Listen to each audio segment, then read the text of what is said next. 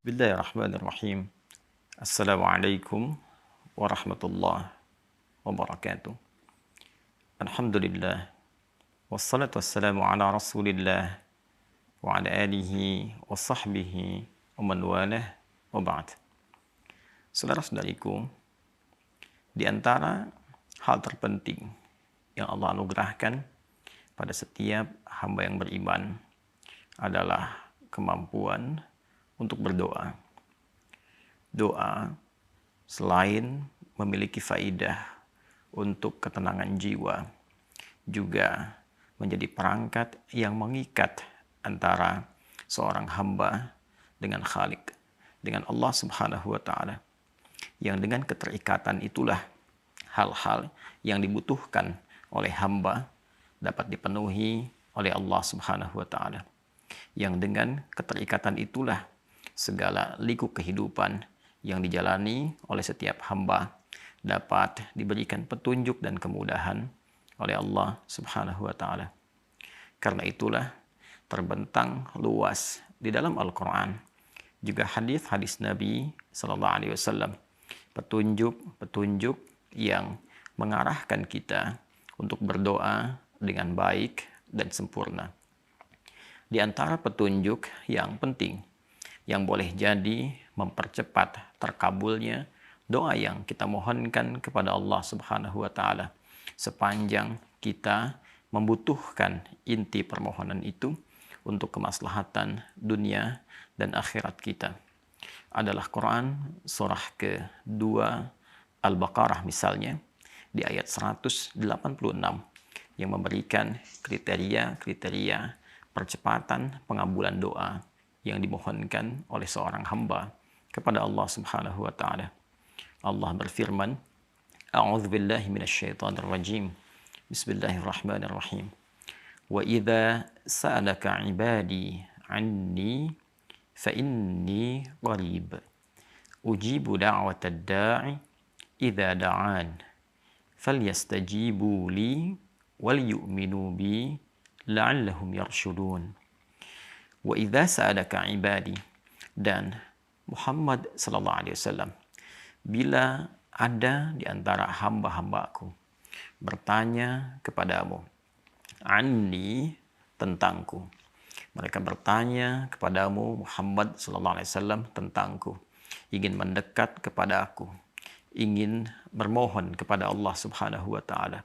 Karena motif hamba yang mendekat kepada Allah umumnya mereka ingin berdoa, mereka ingin bermohon, mereka ingin bersimpuh kehadirat Allah Subhanahu wa taala. Fa inni qarib, maka lekas sampaikan kepada mereka, sungguh aku amatlah dekat. Sesuatu ayat, sesuatu penegasan yang memberikan kelapangan dan ketenangan kepada jiwa. Jika seorang bertanya kepada Anda, di manakah si fulan? Lalu Anda berkata, ia dekat, ia sebentar lagi tiba, ia akan datang. Maka ini lebih memberikan ketenangan dibandingkan kita berkata misalnya, belum didapati informasinya. Aku belum tahu di mana dia berada sekarang. Aku belum tahu seperti apa dia akan datang. Maka sebelum hamba menduga dan mencari-cari, Allah menjawab, fa inni qarib, maka tanamkan pada jiwamu, kuatkan pada ragamu, aku amatlah dekat. Ujibu da'watad da'i idza da'an. Kedekatan itulah yang menjadikan Allah Subhanahu wa taala kemudian merespon, ujibu da'watad da'i, maka aku akan senantiasa menjawab satu doa yang disampaikan oleh setiap pendoa, permohonan yang disampaikan oleh setiap hamba. Idza da'ani, jika ia berdoa kepada aku, kata Allah Subhanahu wa taala. Jadi sifat doa di ayat ini digambarkan oleh Allah sepanjang setiap hamba itu bermohon kepada Allah, Allah pasti mendengarnya. Allah pasti mengetahuinya. Tidak ada doa yang tidak didengar. Tidak ada doa yang disia-siakan. Tidak ada doa yang tidak mendapatkan respon dari Allah Subhanahu wa taala.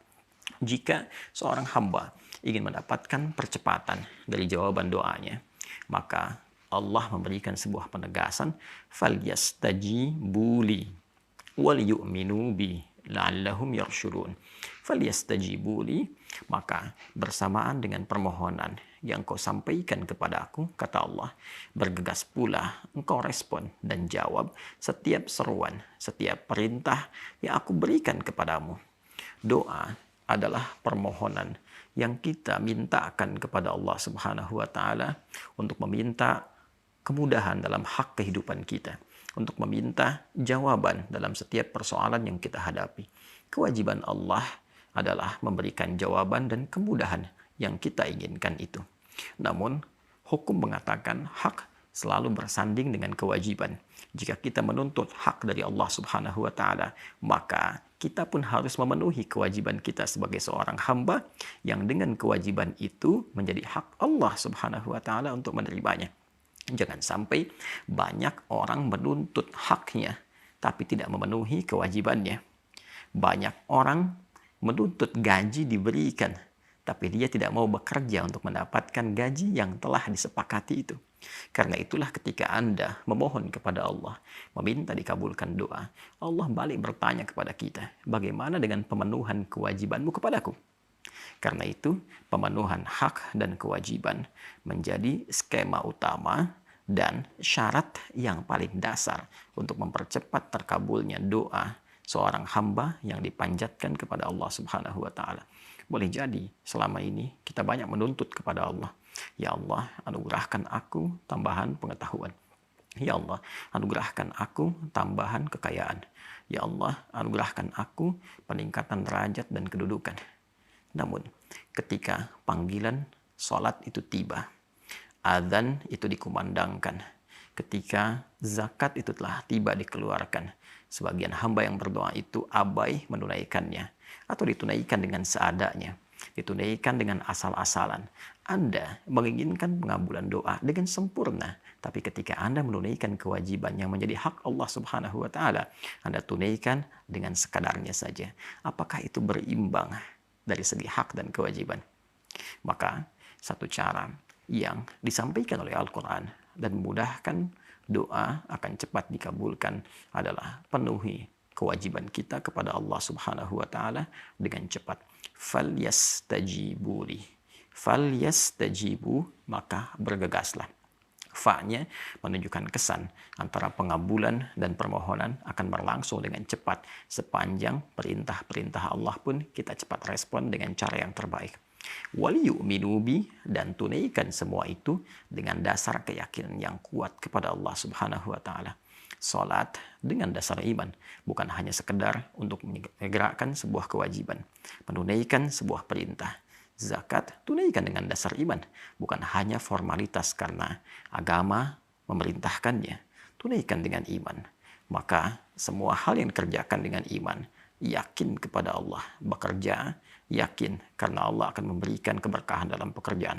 Berumah tangga karena iman, menjadi ayah karena iman, ibu karena iman, anak karena iman, pejabat karena iman. Iman itulah yang menjadikan kuasa Allah mempercepat pengabulan doa kita atau bahkan menjawab sebelum kita memintanya. La'allahum yarshudun, dan semua ini disampaikan oleh Allah supaya mereka, orang-orang yang berdoa meminta itu, mengerti bagaimana Allah Subhanahu wa taala memberikan petunjuk kepada mereka lewat permohonan-permohonan dan perintah-perintah yang ditunaikan itu. Karena itulah sebagian dari perintah-perintah Allah yang menjadi kewajiban kita menunaikannya juga disebut dengan doa. Bukankah sholat secara bahasa berarti juga doa? Bukankah sholat bagian dari kewajiban kita untuk menyembah Allah yang sekaligus menjadi hak Allah Subhanahu wa taala? Bukankah dalam sholat berisi banyak doa?